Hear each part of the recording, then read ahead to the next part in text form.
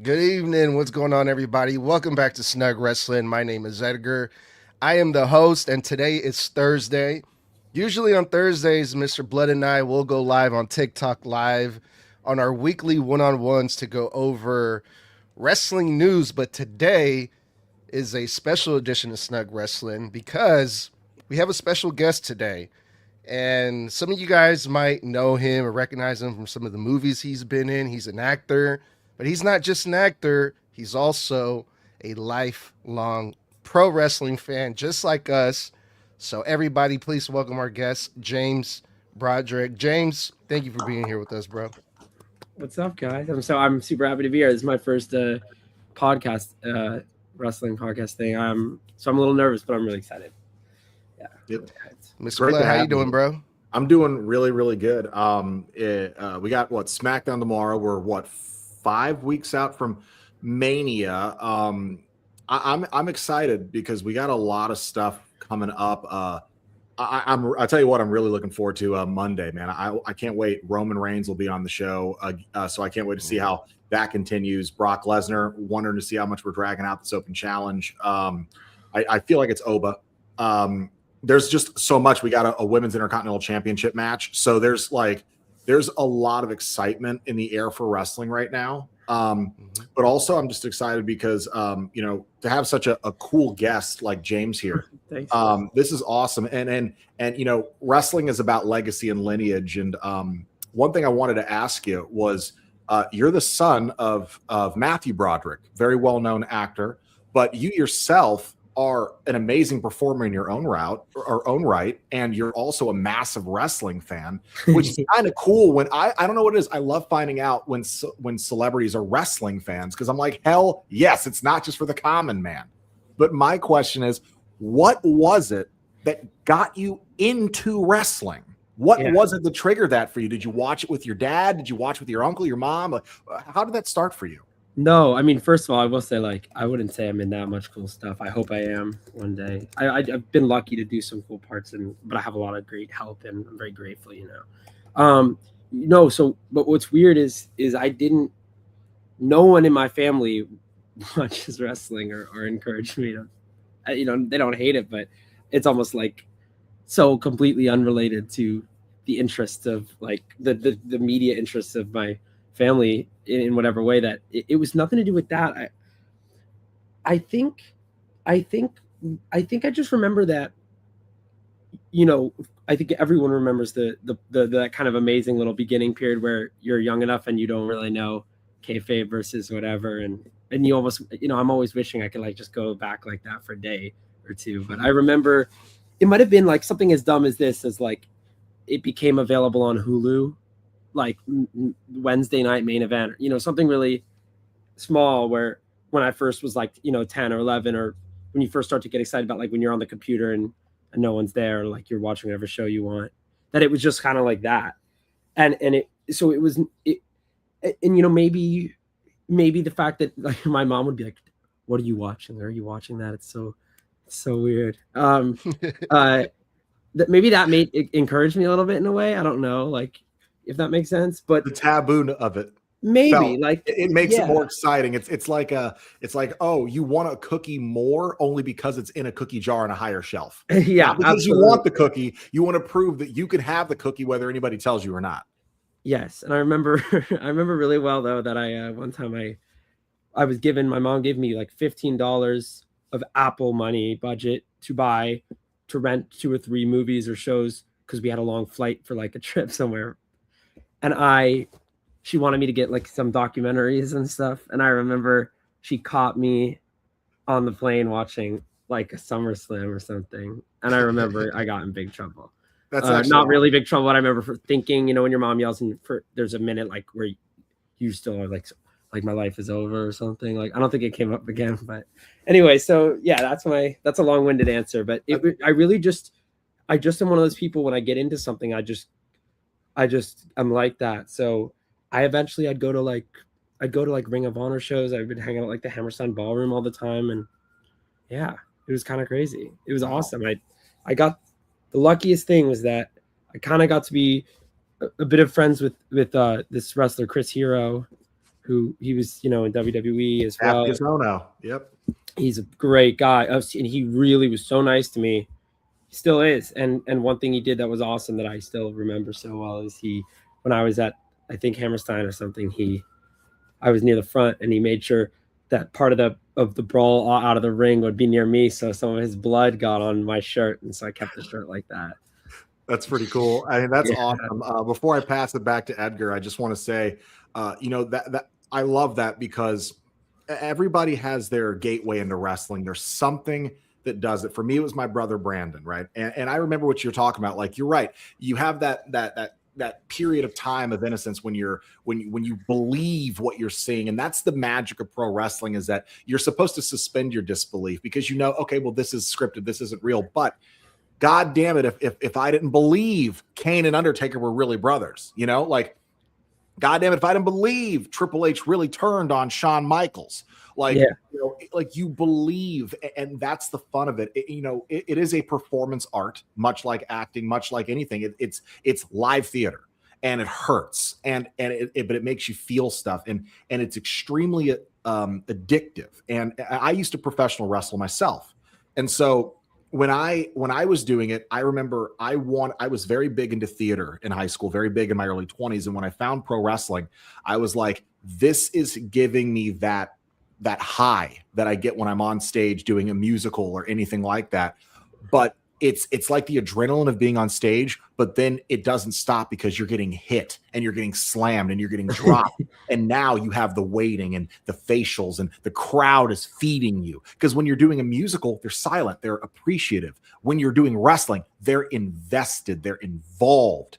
And it doesn't just drag in the audience member as the performer. You feel like you are the only place in the world that exists in those moments. And I love knowing that. I'm fortunate that I got to experience that from an audience and an in-ring talent perspective. But I think that's awesome. Because I love hearing how people found it. What about you, Snug? How do you feel about that? What was that like for you? Yeah, man. I mean, I think I took it for granted when I was a kid, man, because I took a lot of periods off and on where I would watch it and I would stop watching it. And now as a grown adult, like, I feel weird if I don't, if I'm not like in the loop, if I'm not in the know of what's happening. So yeah, I can definitely, I wish I can go back in time, man, and relive all those great moments as a kid watching wrestling and all that good stuff. But I'm making up for it now, I guess, is what I'd like to tell myself. But James, you're in New York, right? Yes. You're out there right now. New York is huge. The wrestling scene out there, I feel like it's a lot bigger in the East Coast compared to where I'm at over here in the West Coast in California. And you mentioned, what is it, the Hammerstein? Yeah, I think it's like the Manhattan Center now, but yes. So you used to go to a lot of shows back then. How about now? Do you still try to go to as many wrestling shows as you can? Oh, if I'm invited, I'm going to go, like, for sure. The only thing that could ever stop me is like the price of the ticket being something that I can't say is worth the difference of watching it at home. But that is it. Like, if it's in New York WWE. and AEW, I'll go to their shows. I mean, I like AEW a lot too. Of course, I grew up at WWE, and that's probably the most. But Chris, like I mentioned, he's invited me to. I got to go to like Full Gear in New Jersey a couple months ago. I went to some of the Christmas pre-tapings which were at the Manhattan Center for AEW, which were great. Yeah, dude. I mean, I love. It's not like I think New Yorkers walk around like talking about wrestling. Like, I mean, it's wrestling. You still have to find people that are into it usually. But it took me till later to realize how big New York was historically for that. And I mean, now it sounds obvious, like Madison Square Garden being what it was, and Paul Heyman being from the Village. But yeah, Yeah, that was going to be one of my other questions, because you mentioned Ring of Honor, who's now owned by AEW and the Cons, right? I was going to ask, we talked about WWE a little bit before, but yeah, it's cool to hear that you're also into AEW, because there's a lot of wrestling fans that, they like to stick to one or the other, That's cool that you watch other stuff too. Have you heard of the Fourth Rope? I think it's based out there in New Jersey. No.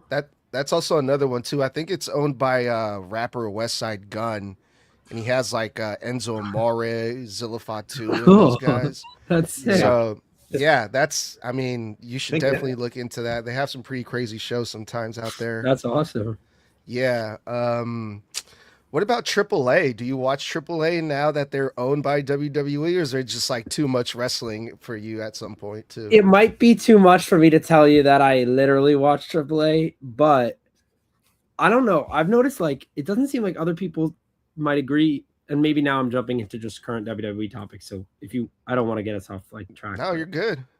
Go for it. I seem to be more struck and like really excited by the two El Grande Americanas than everyone else. Like it seems like when I watch Raw, or I mean, I know in AAA they're obsessed with the Kaiser one or whoever he is, but when I watch WWE like Raw or I read like Twitter, people are like, "What the fuck is like? What is this?" Like, and I'm like, "What?" Like, I love it. Like it's the heart of pro wrestling. Like I love the story. I think it's hilarious and good. Like Doink the Clown, hello. Like that's quintessential fake Undertaker, fake Diesel, fake Kane, fake Razor Ramon. Like that is so pro wrestling coded, the El Grande Americano story. I just wish it was getting more fanfare on Raw. Like in AAA, it's the biggest thing ever. But I mean, how cool is it? Like you're telling me in AAA, they face and heel the opposite guys. Like, I mean, that's got to be the coolest thing going on in the world. Like, to me, it's why Americans can't realize that. I don't know. To me, it's cool because it is so hard just to get someone over in any capacity on any kind of main roster WWE television. You're telling me in 2026, and by the way, no other company is doing this, where they own two separate promotions, and on one promotion, they are literally working each other opposite heel face. And on the second promotion they own, there's a whole slew down there of story going on we don't see on the main roster. And they're working opposite reverse face and heel. And down there, it's the biggest story in the entire company. But on main roster, it's almost heatless. That is so weird. Yeah. There seems to be some confusion about that too, because we posted a few clips on our socials talking about this, and there's some fans that were like, "Oh, why do you guys keep saying Chad Gable is the heel Americano in the United States?" I'm like, I'm pretty sure he is, right? We've also been paying attention, but yeah, he is, because he was a heel before he left for his shoulder injury. When he came back, the first thing he did was go after El Grande Americano. That's Kaiser. Now, Ludwig is clearly the heel on the main roster. Maybe. The first thing he did, maybe it's Kaiser, but the first thing I know that walk anywhere, but the first thing he did was he went after them. Then he saved Penta, a baby face, and then he tagged with Penta and he worked and wrestled in the ring a baby face style. Yeah. He's a baby face. I don't know how they're confused. It's like you're either not watching or you're a casual. And you're a very, very casual to not understand the dynamic of the wrestlers and how they work opposite, because it's very plain as day. And if you look at AAA footage, Kaiser or El Grande Americano current, dude is the biggest star in the entire company whenever Dominic's not around. Like it's crazy to me, because I used to complain. And I'm gonna go out of this into the real shoot here. Ludwig Kaiser was one of my favorite guys a year and a half ago when he was doing the IC stuff. I was rooting for this heel run. I was like, yes, give it to him. Let him. He's so good, so underrated. And then we don't see him for weeks. And then all of a sudden he's repackaged as this when Chad goes out injured. And I was like, no, you strapped him with the comedy gimmick. What are you doing? He's right there. Because I was already spending years watching them underuse Chad. And I was like, finally, Chad's getting a heel run, his own stable. And then they gave him that. And I was like, what are you doing? But now, watching Kaiser not only come into his own, going from being someone that was struggling to someone who is the best act in a whole promotion, in a whole country who is a German guy playing a Mexican guy, wrestling in Mexico, and is now the biggest Mexican modern star in the biggest Mexican promotion. It is so crazy, but it is so cool. And I am so happy for them. And I just wish WWE could book the main roster part of this feud the way that Taker, because Undertaker, Mark Calloway, is one of the people who helps run and produce AAA, are treating them down there. I know. Yeah, man, it's crazy. It's crazy. So true.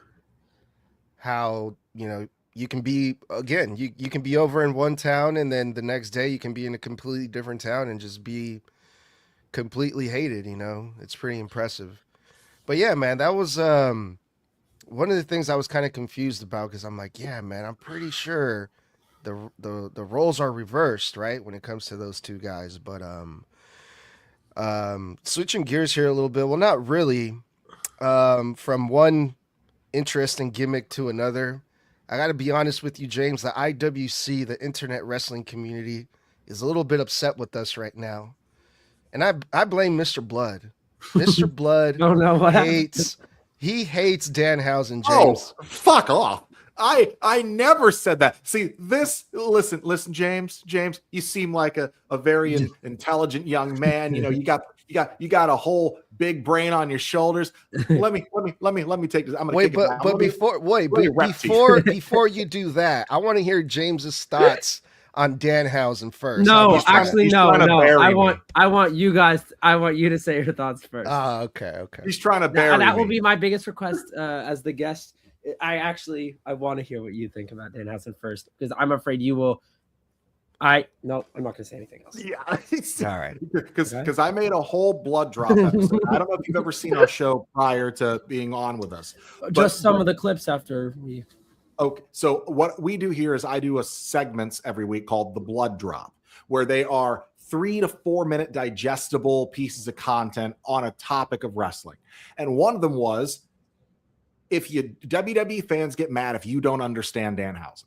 Because on Monday, there was a segment where Danhausen cursed original El Grande Americano.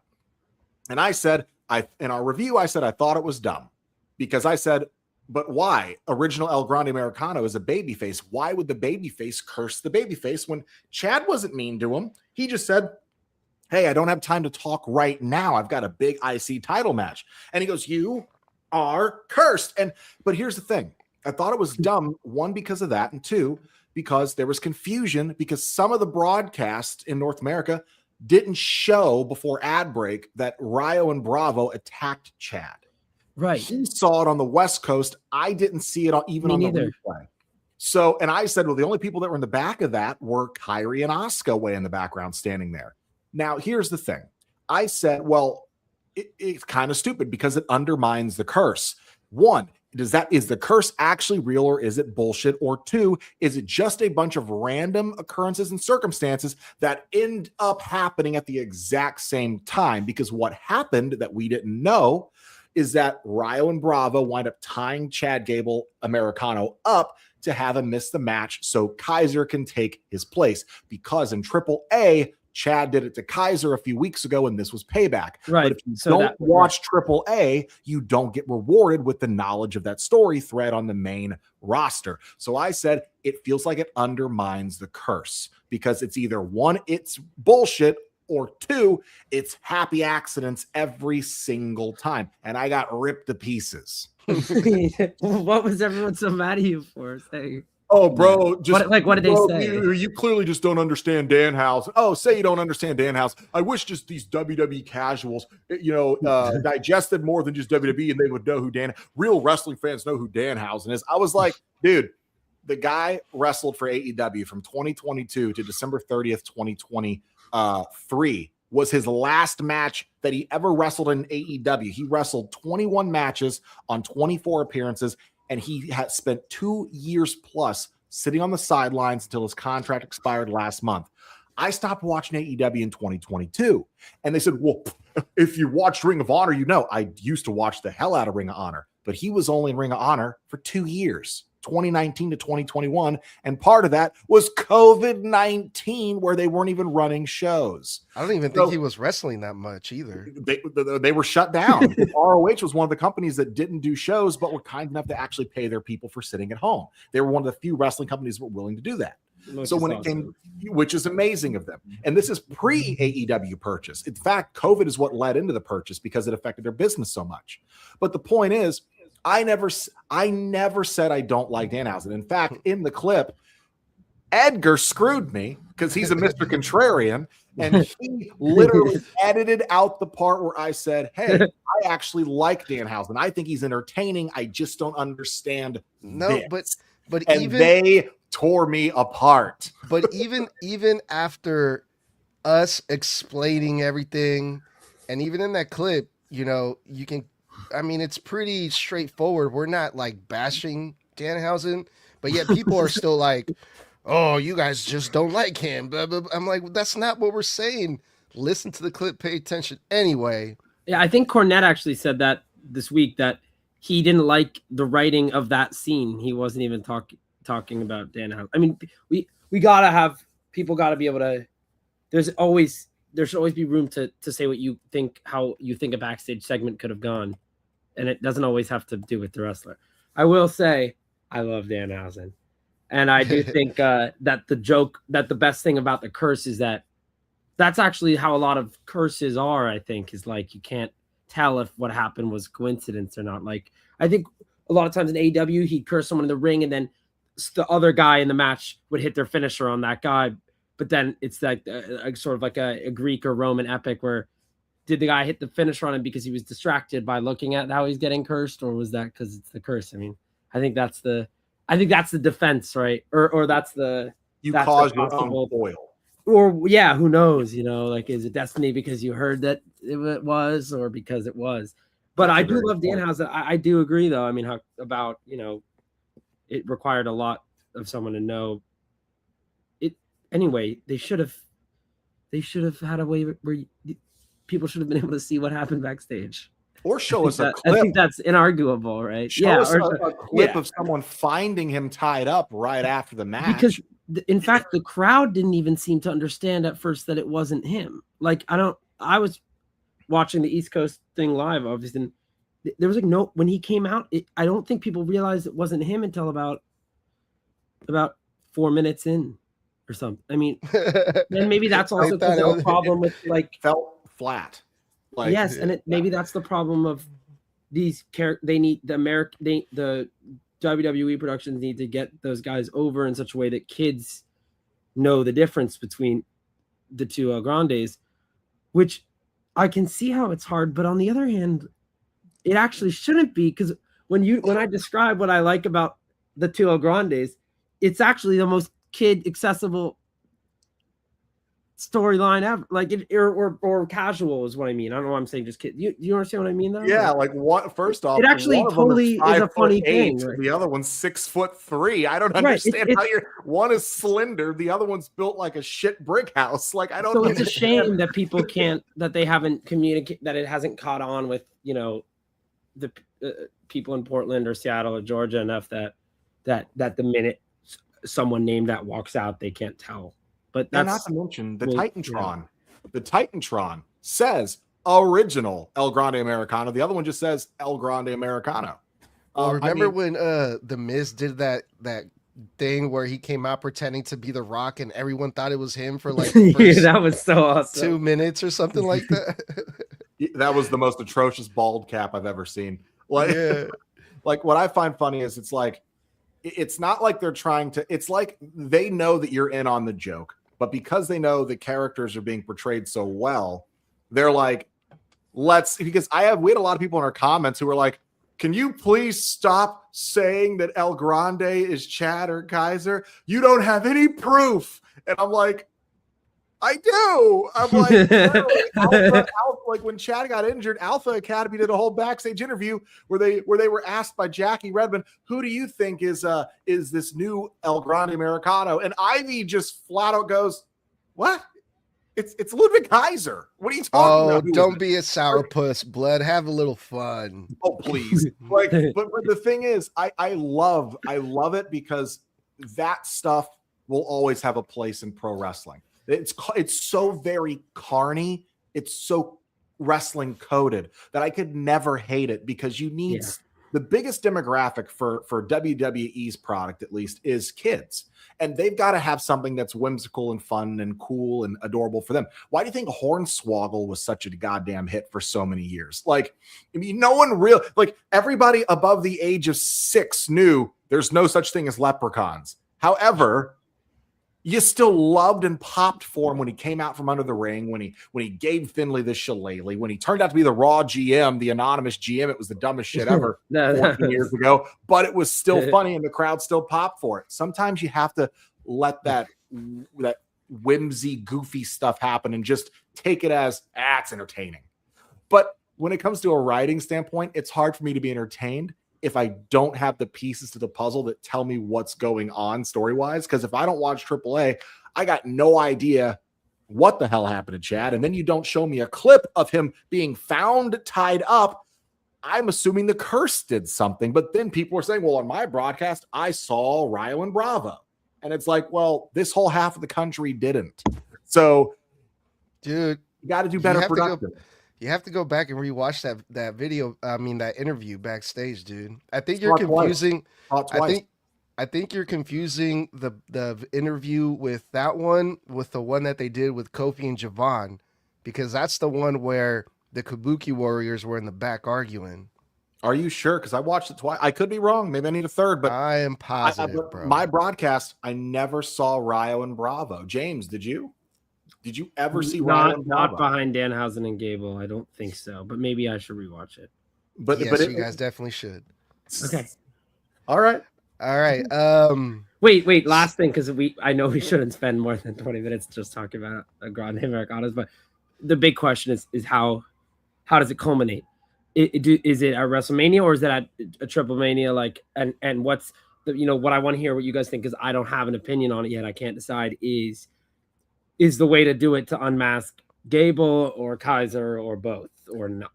I think because Kaiser has done such a great job with it, I genuinely think he's done a much better job with it since Chad left and Chad was given to do with it. I think they let Ludwig go so much further with it than Chad. Because when Chad did it, it was just a means for him to get around the rules and wrestle more than once a night so he could get another opportunity that he might have messed up before. With Ludwig, it became a whole persona. It had its own packaging. It had its own music. It had its own henchmen. He's done such a good job with it. If it culminates in a mask versus mask, I 100% believe, even though I'd love to see Kaiser eventually back on a singles run in a serious run, he's done such a great job with him. Let him run the road with it. Let him unmask Chad. Let him beat Chad. Let him win. And then let Chad have the serious mid-card to upper mid-card run that we've all been waiting on for 10 years. And then let Kaiser just keep killing it down in Mexico and then eventually get over on the main roster. Because I think they need more heels, really good heels on the main roster anyway. So let Kaiser keep doing it. But I think I don't know if because the main roster, it's so heatless for the audience on the main roster. I don't know if WrestleMania is the best spotlight for it. I definitely think Triple Mania, but I do think they need to highlight whatever happens there heavily on main roster TV. Yeah, they better. So we know why this is Chad Gable again and not in a mask. Because since he's come back, there hasn't been anything that we've seen even remotely. He hasn't even acknowledged Alpha Academy or whoever his team is. But he hasn't acknowledged the Creeds or Ivy at all. And he's been back for 2 months. And the last thing he said to him when he left was, hey, hold the fort for me when I get back or when I'm gone. And when I get back, you guys better be dripped out in gold, in quotes. And they've quietly moved Ivy away from the Creeds. And he hasn't interacted with them at all. So I'm thinking this is going to be a full, fresh restart for him. Unmask him. Let Kaiser keep going. That's my thing. But I think Triple Mania is much better for end exposure, personally. Yeah, Triple Mania. I think it has to be a AAA thing in Mexico. The fans just care more about this whole El Grande Americano thing way more down there than they do here in the United States. So it makes more sense for them to do it in Mexico, I think. Yeah. A good question though, dude. Does that inform any feeling in you? What do you think now that you've heard our explanation? Where would you like to see it? I think that makes the most sense. I think the only issue or potential issue is does that mean you sacrifice the moment where Gable, if Gable getting unmasked could be a huge moment, ironically, for him getting over with the Raw, the WWE fans, where that could be so. That is true. We're watching him get unmasked and his reaction maybe not being what you expect. That's actually really what point. Propels him to be what everyone thinks, I think, which is an Intercontinental Champion, right? I've always just been workhorse. Champion. This guy should be the Intercontinental Champion. This guy should be the Intercontinental Champion. So I wonder if that's the only no, because everything I agree, but I do wonder you make an extreme doesn't mean that nothing came out of him getting. You know what I mean? That could be a moment that actually weirdly, if they play it really complicated and well, it could almost help him turn face. Overall, it could fully help him get over. I don't know. It could help him get over with the audience. Yes. Yeah, no, I mean, I think you're right. It almost feels like a damned if you do, because they missed their opportunity when they didn't have him take the IC title off of Gunther and in that 666-day reign, giving it to Sammy last minute just because it was Sammy's name power on the card versus Chad, a story they had been telling since that previous fall. They missed the mark.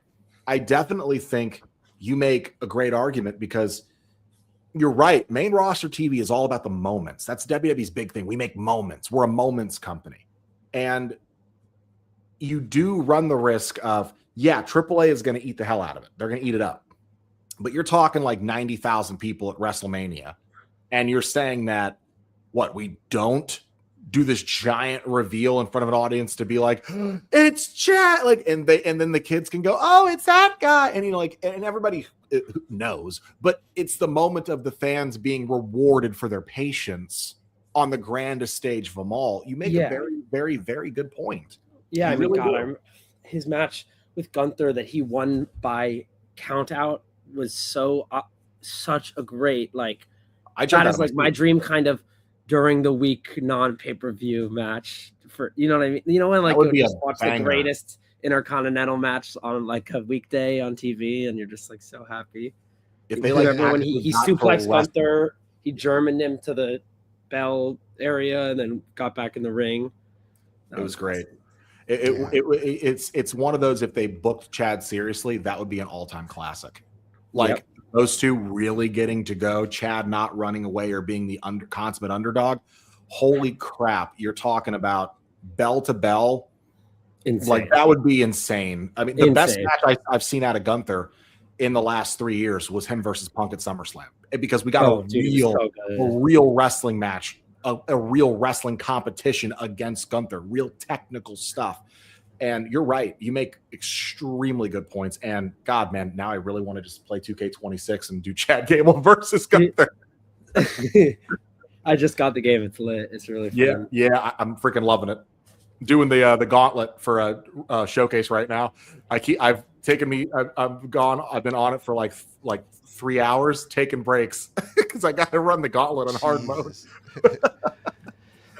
Got to beat everybody with one CM Punk and no restarts. You got to be 20 people straight on hard. Really hard. The only advantage you have is that you can keep stocking up finishers. I've been beating the crap out of the ref and then running away. Oh, that's actually pretty smart. I got a little video I want to show you guys because I want to get your opinion on something, fellas. Yeah. So can you show us? Yeah, I think so. Hopefully you guys can see. I'm gonna put it up in the screen here in a little bit. But first, some context. The WWE recently fired somebody from AAA. Unfortunately, he was a good friend of the show, El Niño Hamburguesa. I got to interview him a couple months ago, and he was a really cool dude. But he got fired because I guess he put his hands on a fan sitting ringside at a house show, which is, in the WWE, it's a big no-no, right? But in Mexico, it's a completely different story out there, man. Like there's a lot more fan engagement out there in Mexico. However, I feel like El Niño Hamburguesa maybe forgot that, hey, this isn't the little leagues anymore. I'm actually working for WWE now. The video went viral. The WWE people got a hold of it, and then he got fired, unfortunately. But I'm going to try to play the clip here, and then just tell me what you guys think. Was it too much? Did the WWE go too far for firing him? Or just tell me what you guys think. So I'm going to play it real quick.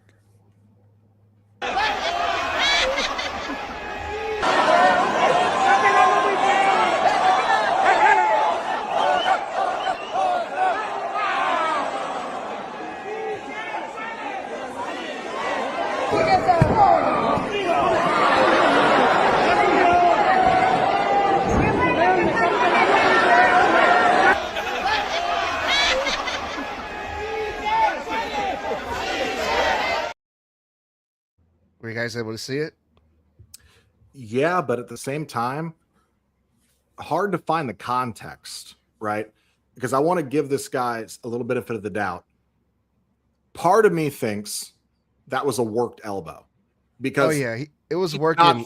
He did not full force it. That was a full. I could see him pulling back, because if I'm doing a worked elbow, I'm stopping here. Mm-hmm. If I really wanted to elbow someone, and you already know I'm a black belt, if I really want to back elbow someone, bam, that's where I'm going. I'm not stopping here. He did it just enough for the tricep meat to bop, bop. No bump. They were working elbows. He was sitting on the fan. He was sitting on the fan, doing the working elbow, but everyone around was laughing. Like, yeah, it seemed jovial. Yeah. Like my opinion, because I really want to know what James thinks. My opinion is two things in particular. One, as someone who's a former wrestler, we are told implicitly, if you engage the crowd, you cannot physically actually, like, unless it is self-defense, like someone's coming at you, they are yanking your hair, they are trying to push you down the stairs in an arena or a stadium or a wherever barn we're in, whatever, then it's self-defense. But at the same time, they're going to go, well, one, why were you sitting full weight on somebody's lap in the audience? You're a very big guy. She could have been pregnant, could have had a leg injury, couldn't breathe. Maybe she felt like you were invading her space, and the other guy, maybe he was like, get off her, get off, like trying to piss you off, whatever. Either way, one, he's already in the wrong because he's physically putting his like 300-pound frame on top of a crowd, on an audience member. You could injure somebody just by sitting on them. It doesn't matter. You can do it. It's an insurance issue of hell. Two, the moment, even if people are having fun, you're still physically, and I mean this not in a sexual promiscuous way, you are forcing yourself on to someone because you are taking your full being and going, here you go, just deal with it until I decide to get up, because there ain't no way you're moving me. But the moment he threw the arm at the fan, WWE probably thought, what if that guy had leaned forward at the wrong time? There goes, you break his nose and you shatter it. Now we're on the hook, because now either three things are going to happen. He sues us.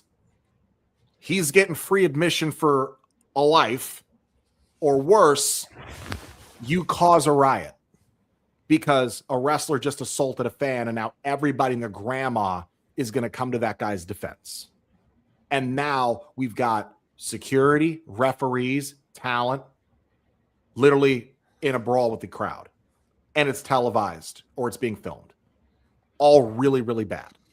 I think firing him, and I know he's a friend of the show, but when you look at the context, he should have known better. Mm-hmm. Definitely. What did you think about this, James?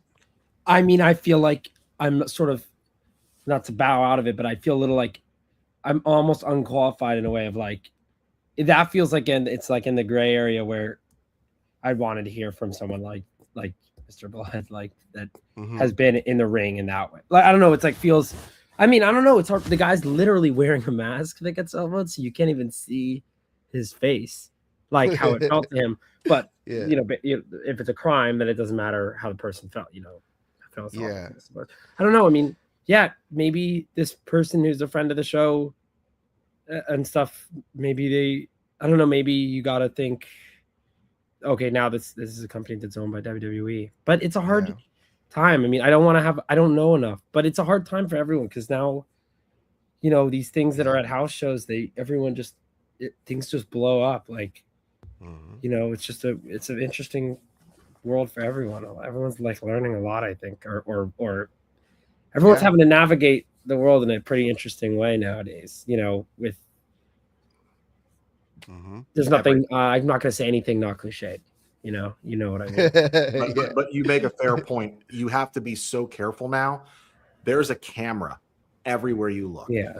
Someone is looking to make money off of you, views off of you, clout off of you, ruin your career. They're having a bad day. They want you to feel as bad as they do. People do just because they like to watch the world burn. The point is, you got to be smarter, especially when you're in a position of you are a public figure and you are in the center of a room filled with hundreds of people who have their eyes on you. You need to be careful. And here's something a lot of people don't realize. Maybe everybody's having fun. Here's the thing. A lot of people in the audience probably could have thought that guy, because he's in a mask, he's in a jumpsuit, he's a plant. He's a developmental talent that's maybe starting an angle with the guy because the guy's sitting there so long. Oh, guy puts in my face, back elbow. We're going to start a feud, or we're going to start a run-in because he's in a mask. He's sitting in the front row. That's what WWE does all the time when they want to bring someone up into the stage now. It's a plant. It looks like, Straight Edge Society. He pulled that one girl, Serena or Selena, that wrestler, out of the crowd, shaved her head live on TV. Turned out she was in developmental for 2 years with the company. She wasn't actually wrestling. So you run that confusion too, and then lo and behold, you realize, oh crap, it's like the Psycho Stu incident. Psycho Stu thought that Raja Jackson, did you hear about that, James? He thought Raja Jackson was literally a worker. So he did a worked beer can shot on him backstage on stream. Raja wasn't a performer. He was a guest celebrity there. Took it for real, took matters in his hands, and winds up assaulting Psycho Stu in the ring later that evening because he got embarrassed on live stream. Probably a good thing you didn't hear about that. Yeah, it was a whole thing. But that's what it's about. That's what it comes down to. Unless you're doing your due diligence, stick to the script, stick to the plan, stick to the spots, engage with the audience, don't touch them unless you're slapping fives or dapping up. Yep. WrestleMania is coming up, James. Do you see yourself going this year? Oh God, I already live in New York, so I'm going to add up the obviously memed ticket prices with the price of a flight to Las Vegas. I don't think it's possible. Well, and my $800 plane ticket, and my potential proclivity to lose more money once I get to the city where the event is being held. All of it's pretty. Yeah. It's all pretty. I don't know. Perhaps, James. I think I would have gone. You know what? I had in the back of my head, like if I get some audition or something go amazing. 2 months ago, my thing was like, what? Maybe something really cool is gonna happen, and I'm gonna have like this fun little amount of something, and be like, that's a perfect thing to use it on.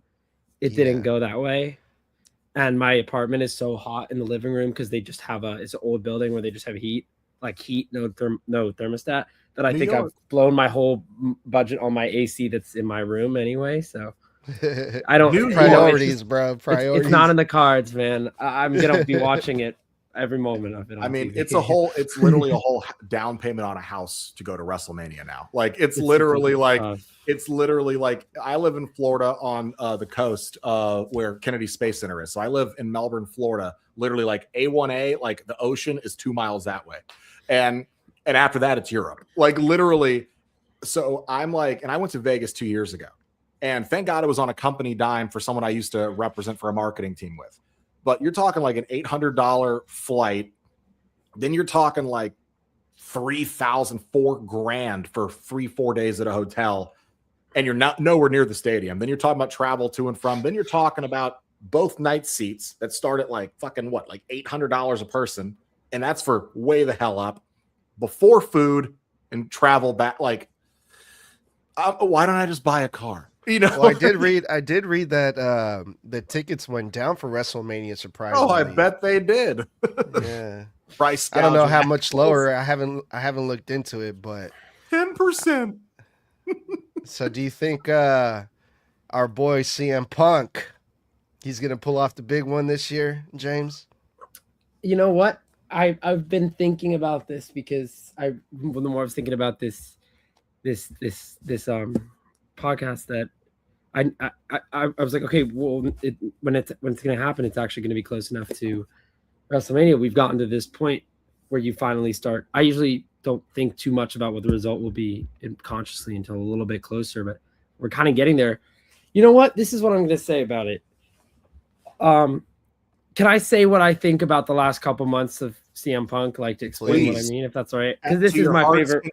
To your heart's content, James. This is my guy. This is my favorite. This is my favorite guy in the world, CM Punk. You know, he's my he hero. just got Mr. Blood started.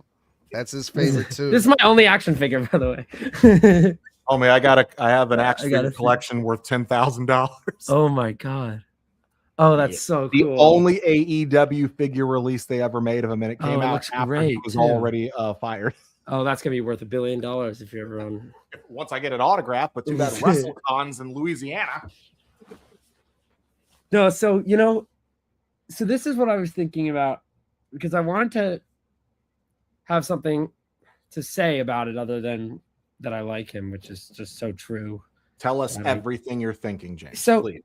Okay, if you'll let me. So, when I first got into wrestling, I actually think I was sort of in an amazing time to first like it, even though I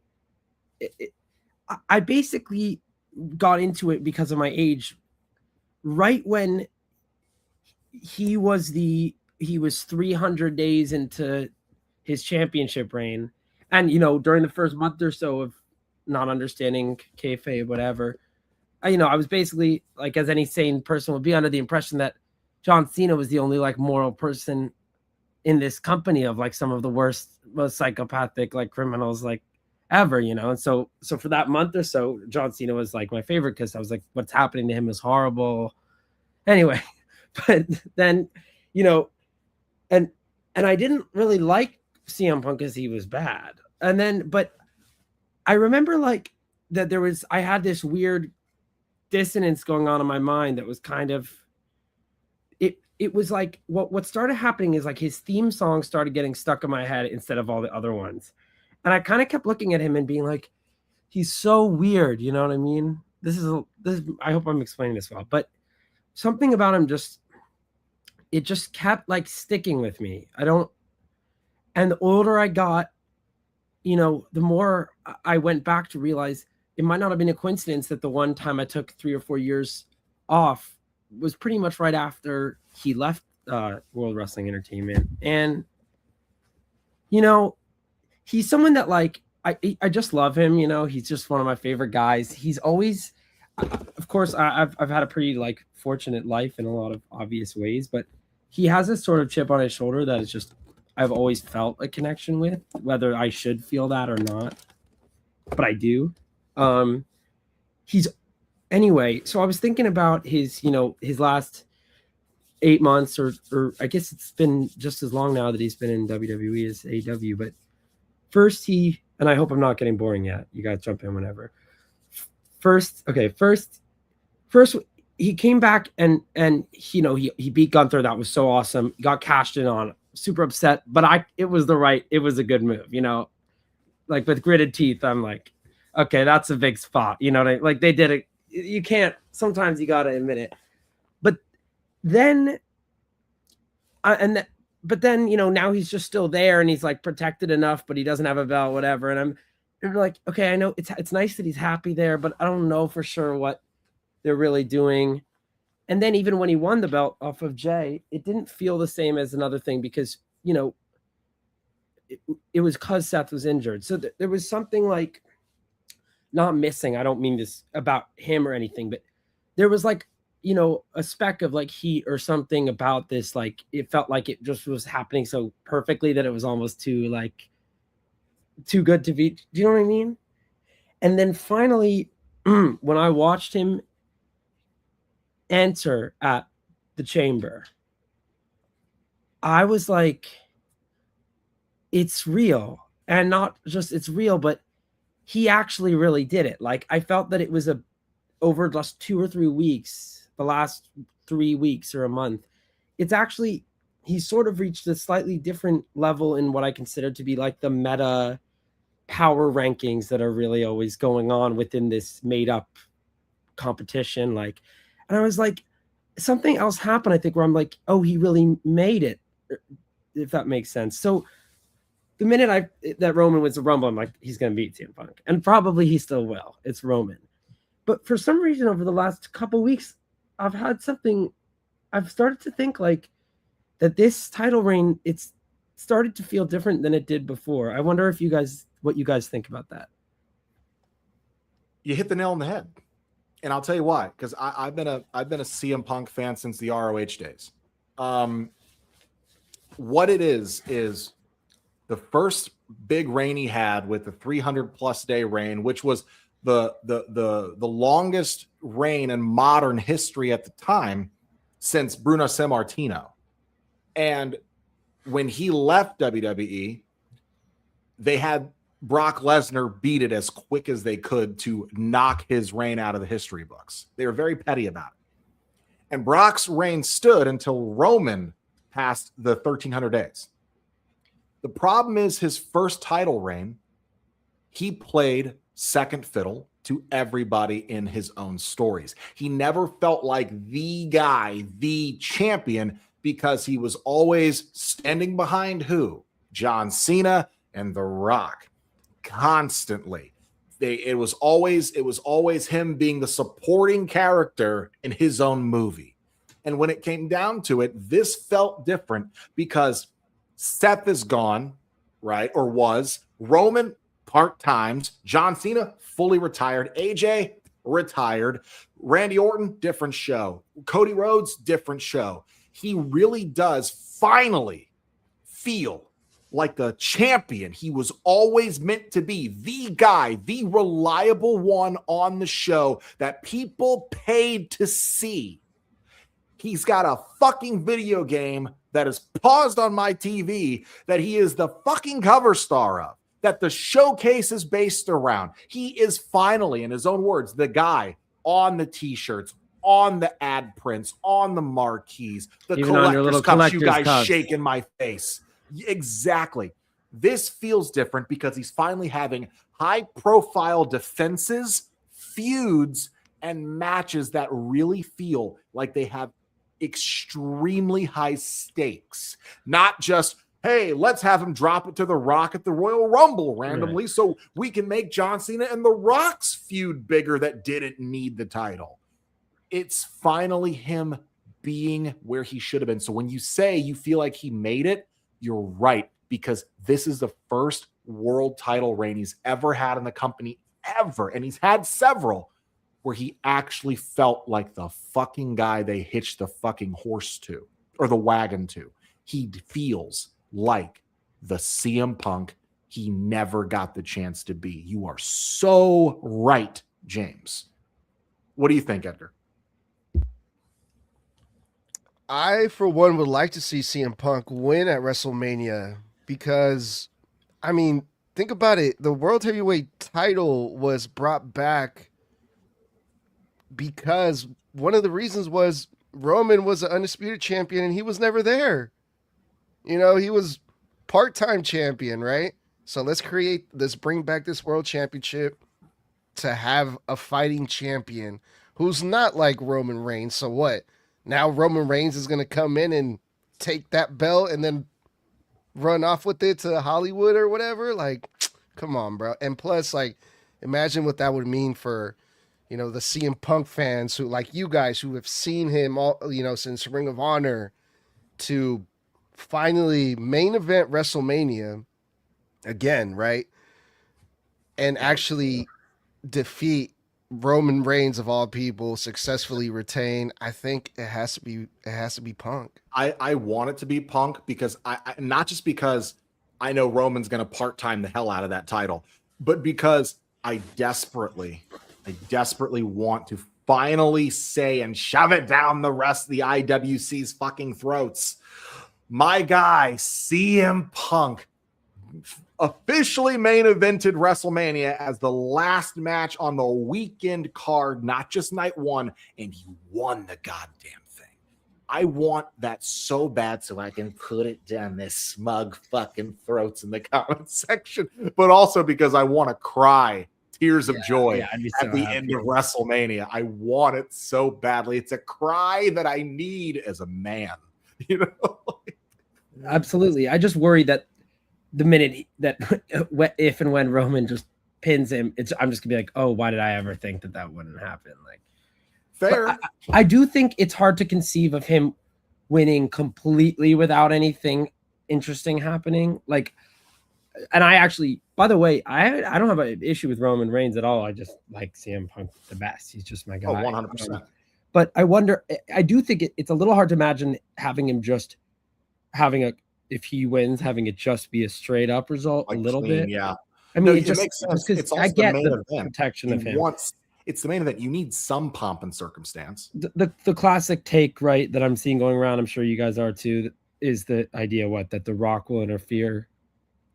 Accidentally or not accidentally cost Roman the match to set up, The Rock versus Roman next year, maybe.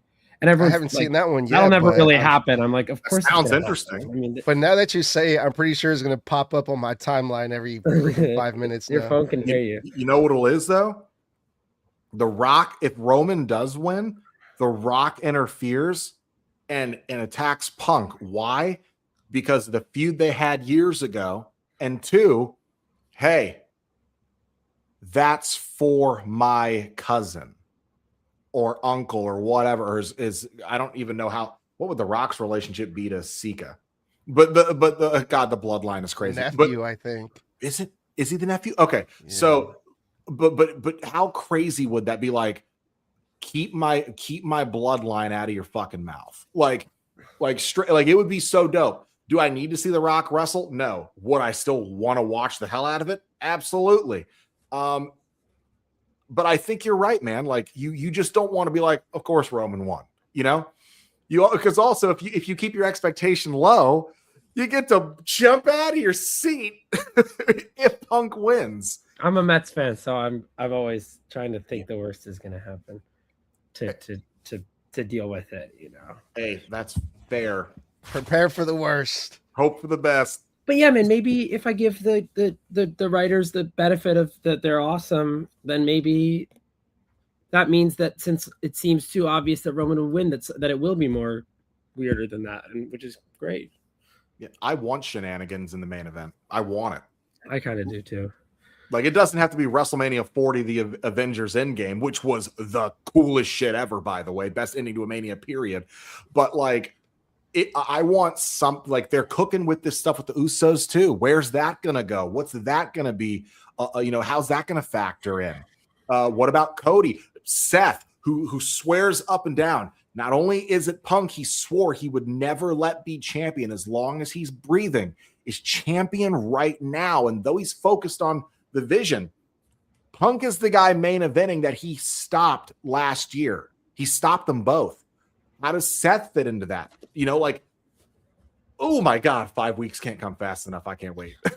Are there any other WrestleMania matches you guys predict that they haven't announced yet or that you're excited about? I mean, there's Cody Randy, of course.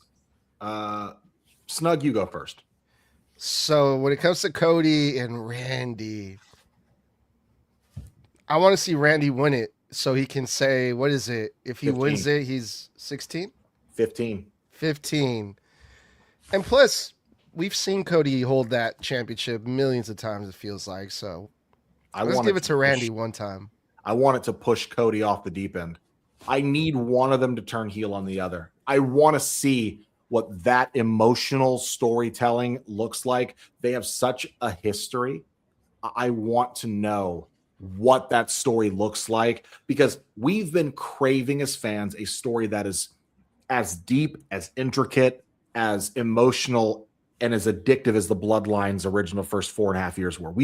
It feels like since WrestleMania 40, Fans have just been clamoring for something to even somewhat come close to it, and we haven't had anything. That could be the potential one. And I am hyped for it. I need Cody to lose because I need it.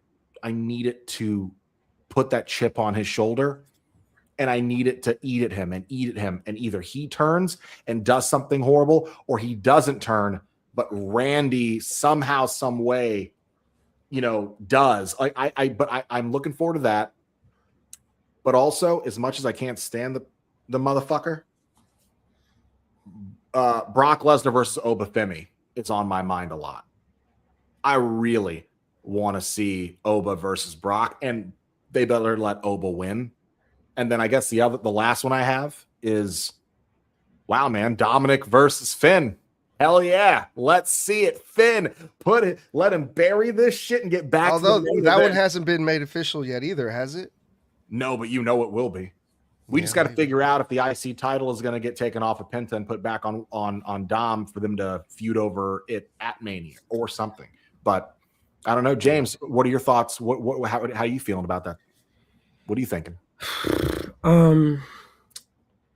Yeah, I mean, in that case, that would be great, but I think Finn would have to win, right? He would probably need it more. I think it would be good for him. I think a lot of people would be excited for him to. Everyone says, which is true, that it'd be great for him to have a big singles run again, which I think is so true.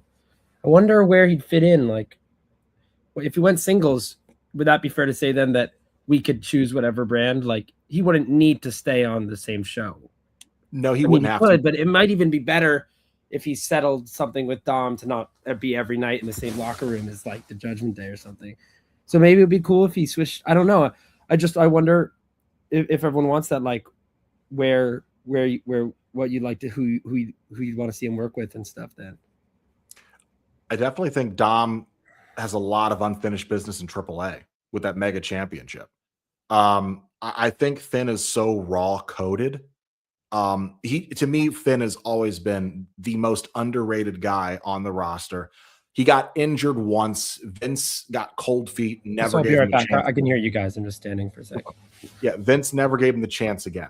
And to see Finn get vindicated at Mania would be everything.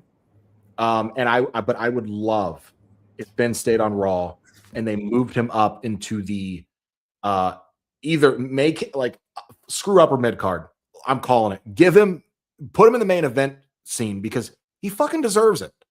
He doesn't just earn it. The man deserves it. Okay. He's been very loyal to this company that have kept him down for a long time. I think it's time Finn got his due. And I wouldn't be mad if he got a third match against Punk at somewhere down the line this year if Punk's still champ. Let him take it off Punk. What a star-making moment, vindication, full circle. I would absolutely eat that up.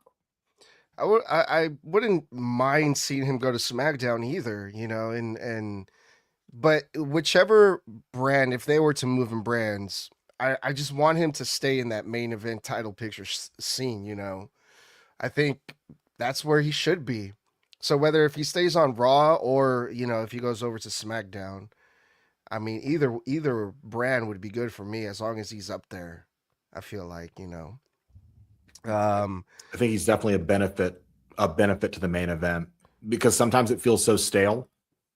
I mean, just imagine the stories you could tell with him. Run it back with Braun Breaker like they did a couple of years ago over the IC title. You could have him feud run it back with him and Roman to make up for the feud where the turnbuckle snapped on him. Have him go up, have him reignite his feud with Seth. Like, I mean, that would be great. There's so many things you could do with him, but the man was meant to be a star. His presentation's off the charts. He deserves it. You know what's crazy too that they're doing with Dom this weekend in AAA is they're doing this thing for the AAA Mega Championship where if Vikingo loses, then he loses his hair. Oh, but shit. if Dom loses, then he leaves AAA for good. Oh, I smell a Finn Balor interference. Ah, shit. I didn't even think about that. Yeah, it's very possible. I mean, they jumped the freaking shit out of him on Raw. If it's me, I will pay the price of airfare to go down there and get my get back, because I cost you the title and you got to leave AAA forever, so you can't run for me to a different company. Oh, now I really got your attention for Mania. I bet that's what sets up their Mania match. Yeah, maybe, dude. Yeah, it's gonna be interesting, man. This weekend's gonna be dope. This should have been Vikingo's hair versus Dom's mustache. No, they added something else. They added something like besides Vikingo's hair, it's like sorry, dudes. All good, James. It's like Vikingo doesn't get to challenge for the AAA Mega Championship as long as Dom holds it still. Oh, so, okay. It's like it's gonna be crazy. This weekend's gonna be crazy, but I don't know, James. How do you feel about that? Would you like to see Finn in the main event is one question. And two, this thing with Dom and Vikingo, their stipulation for AAA, if Vikingo loses, he can't challenge for the title again while Dom is champion, and he loses his hair. But if Dom loses, he's done with the title, but his ass is gone from AAA for good, which I think if Finn costs Dom that match, it sets them up for WrestleMania. How do you feel? What do you think? I think that's a good idea, because I don't know. Because I've always wondered how much the WWE wanted Dom to stay in AAA. Like, I always thought they wanted to do that, but that maybe I think that timing wise, eventually they probably want him to be a real top American TV star, right? That's the sense I get with Dom. And I mean, he's an awesome guy.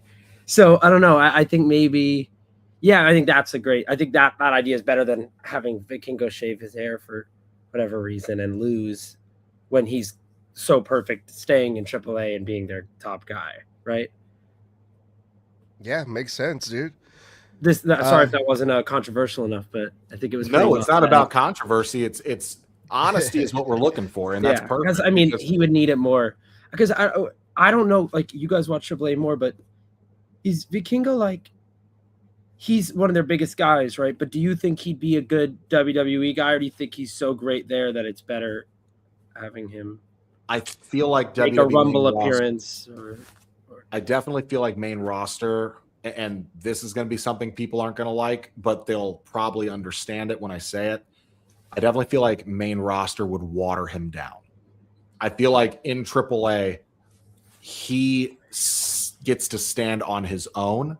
I think the moment you bring him to main roster, you run the risk of death by comparison. Oh, well, we like Vikingo, but he's not as cool as Penta. Oh, he's not as big a star as Rey Mysterio. Oh, well, you know, he comes over and he gets all this, but what about Rey Fenix? And then you're going to have all the fans who will, because main roster fans are the worst when it comes to being just absolutely unfair in their, you know, they don't think like business wise, they think emotionally, well, this guy sucks because he's getting more than that guy, and I like that guy, so this guy's automatically bad. And I feel like if you put Vikingo up there, he's gonna get the comparison to all the other luchador that are up there, and they're not gonna give him the due. And then they're gonna go, well, he's nothing in WWE because you got Punk and Rollins and Drew and Seth and Roman. Then over in AAA, he is way the hell up here. Yeah. So here's the thing. When it comes to Vikingo, he's the biggest heel in AAA right now. He has a lot of heat for probably not like the best reasons. There's some real stuff that had to do with like Alberto Del Rio getting fired or whatever. A lot of fans blame Hijo del Vikingo for that reason. So that's why he's like one of the major heels in the company. But when AAA bought WWE, when WWE bought AAA, they signed a few AAA guys to WWE contracts, one of them being Hijo del Vikingo. So he's technically a WWE talent, and he can be used anytime in the main roster. And there's also been rumors recently going around that Vikingo is going to make that jump. He's going to be called up to the main roster pretty soon. So we might see Vikingo on Raw or SmackDown. Well, I hope they give him I really hope they give him the same treatment they gave Penta, because Penta was over with the crowd damn near night one. What an amazing debut match. I see this happening maybe after WrestleMania, because after WrestleMania is when they start to shake things up again. Yeah, like a really fun Raw after WrestleMania, like debut, like that. How would you? Awesome. Yeah. How would you guys feel about? I want you both to answer this one. How would you feel about? And I know you may not know a lot about Vikingo, James, but I imagine you've at least seen him a couple times. How would you feel about his first main roster feud, Penta versus Vikingo? Sounds dope, right? I think that'd be insane. Awesome. Mega heel versus mega face. Yeah. People love Penta. He's doing so great. Yeah, it's new cool IC champion. Yeah, he had a great promo too. That would be awesome. I don't know as much about it as you guys, but that was Penta is so good. He's one of those few guys that, you know, you look at and you go, oh, he came from a different company, but you look at the guy, you listen to the guy, you watch the guy, and you go, this guy is a fucking star. Well, I got one more question for you, James, before we get it out of here, because we went over a little bit of our time, but it's cool. You know, we're glad that you're here with us, hanging out with us, and thanks for being cool about it, man. So you mentioned, you know, you're being cool with Chris Hero. Is there any other like wrestler that you've met that you were like felt like starstruck? You're like, oh my god, this is so cool, I got to meet this person. I got to meet Toni Storm, which was so awesome. I mean, besides Punk, she's probably my favorite wrestler in the world. She was so nice. I'm usually good at I guess meeting, like I'm usually good at trying to be chill or like still seem funny or nice to people that I would be nervous to see. With her, I was pretty nervous to meet her actually, and she was so sweet, so awesome. Everyone at AEW that I got to meet was so kind.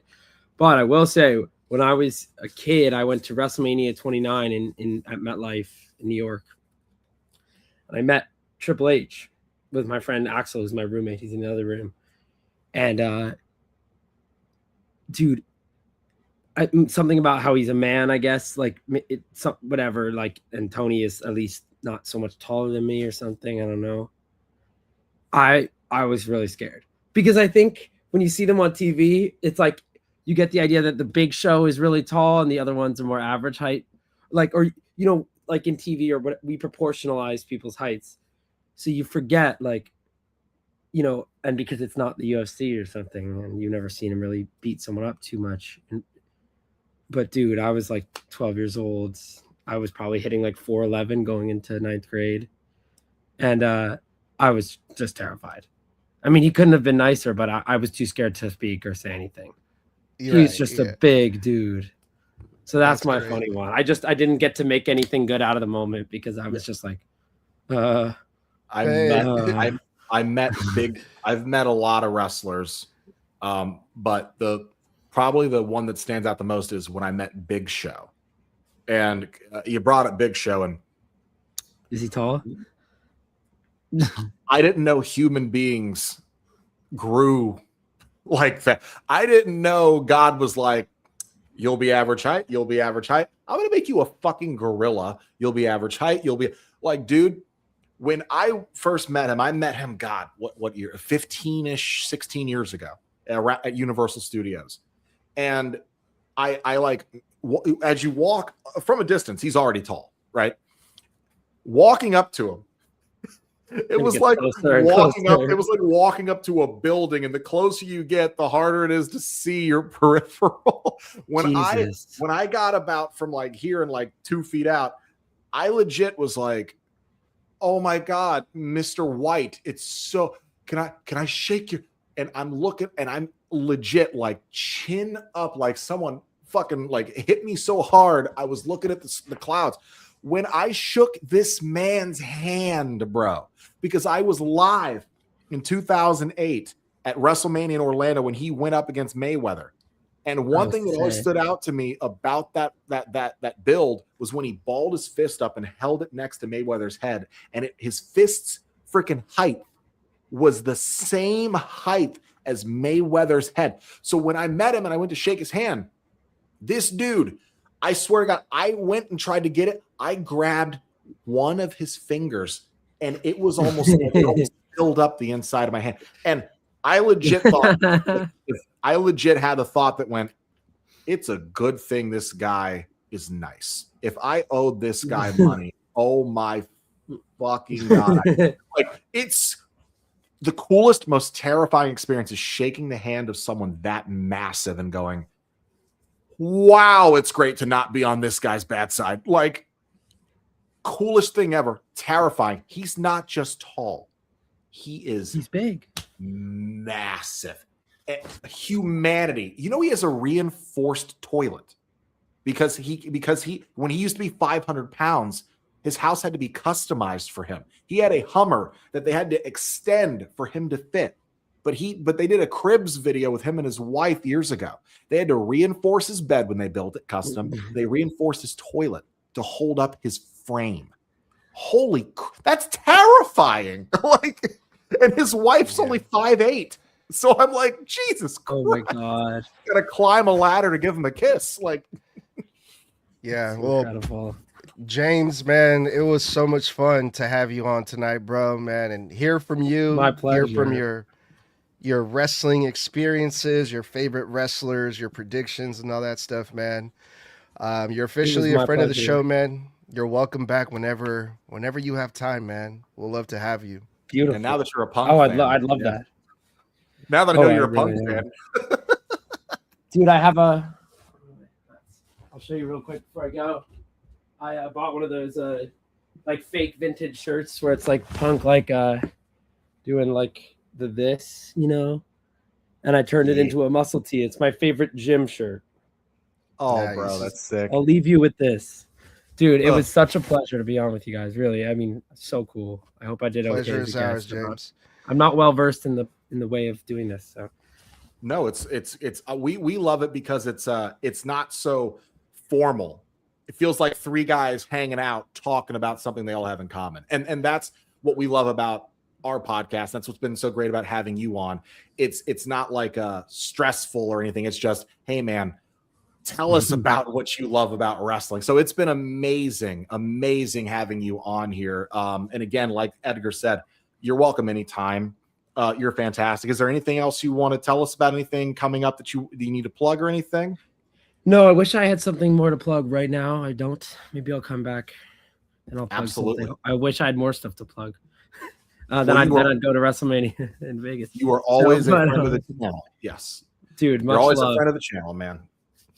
Hello, IWC right, as well. Yeah, well, that was Thanks, James Broderick here with the Snug Wrestling. My name is Edgar. I'm the host, and Mr. Blood, let's get up out of here, bro. Well, guys, thanks for joining us here on Snug Wrestling. If you love hanging out with us, you can kick it with us every Monday, Wednesday, and Friday after Raw, NXT, and SmackDown go off the air, respectively, for post-show reviews, and Thursdays on TikTok Live, generally for random or relevant 1-hour wrestling streams where myself, Mr. Blood, go one-on-one with the head of Snug Wrestling, Edgar, to answer your fan questions live and go over those exact same topics. And, of course, if you guys love our podcast, you can hang out with us on Apple and Spotify if you miss those live shows, which do go live on YouTube, Facebook, and Instagram every single week. So, guys, until next time, it's been amazing. That was James Wilkie Broderick. Great guest. Awesome to have you. And, guys, until next time, I said stay safe, stay savage, and stay snug.